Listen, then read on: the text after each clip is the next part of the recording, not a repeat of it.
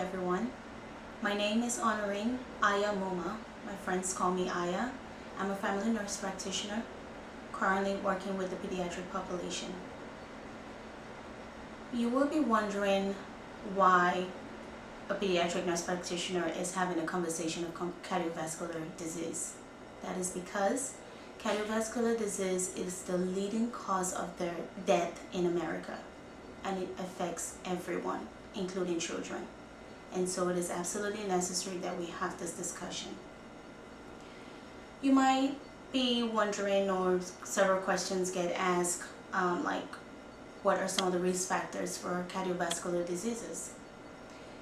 They are what we call the non-modifiable risk factors, which are the things that you absolutely don't have any control over, like your family history, your age, or your gender.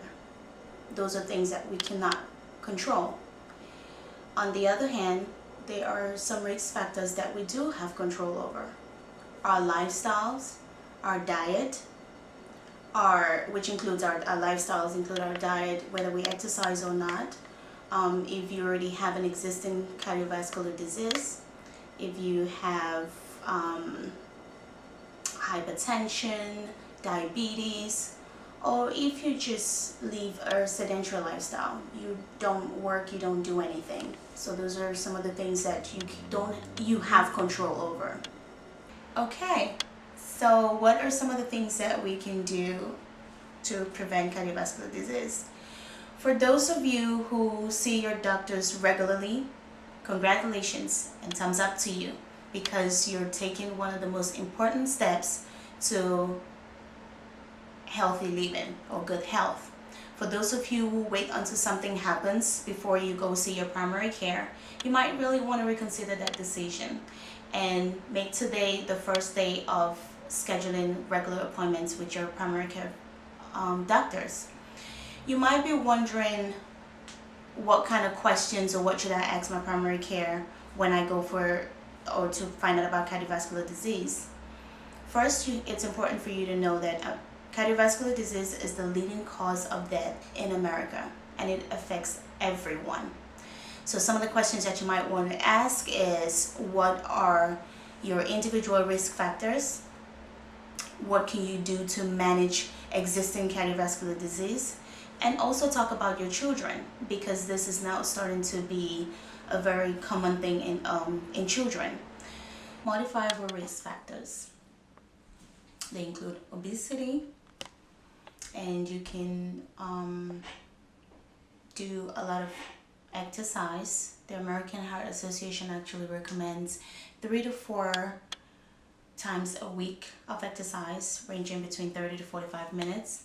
But please make sure you consult with your primary care doctor and make sure that you are safe and healthy enough to perform any kind of exercise.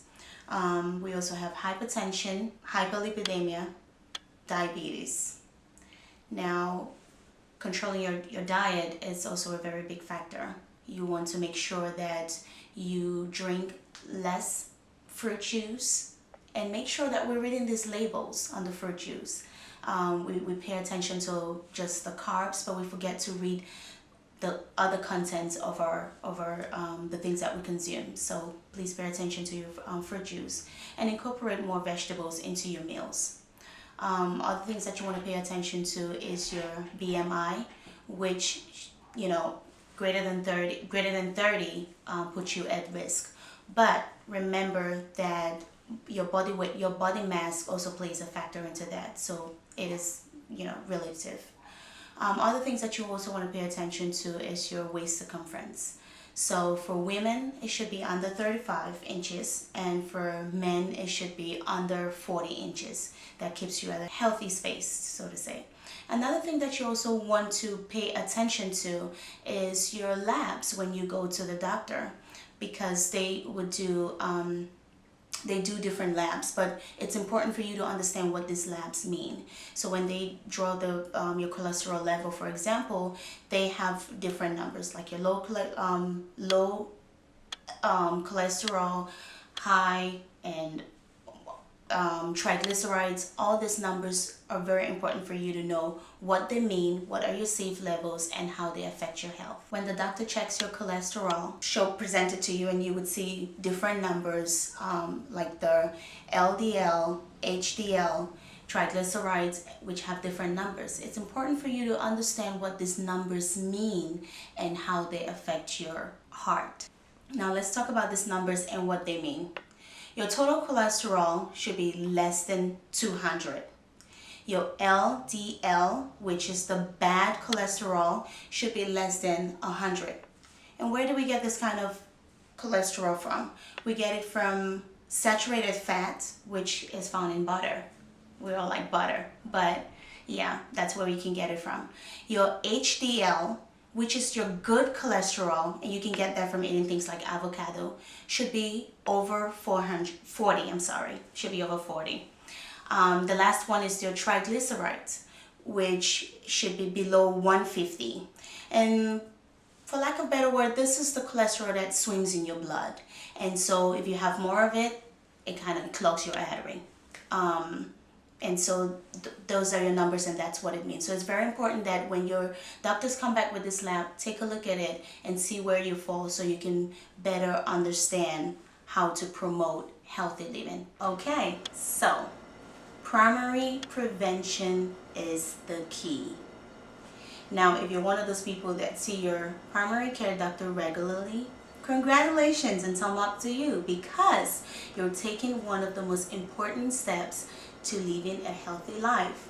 Now, if you're one of those people that have to wait until something happens before you see your doctor, you might really want to reconsider that decision and start thinking about seeing your doctor regularly. And most especially asking about cardiovascular disease. Now, some of you might not even know what to ask. These are some few questions that you can use, or you can ask your doctor when you see them. Ask them what your risk is, what your individual risk factor is, and what you can do if you don't have cardiovascular disease, what you can do to prevent them. What healthy choices can you make?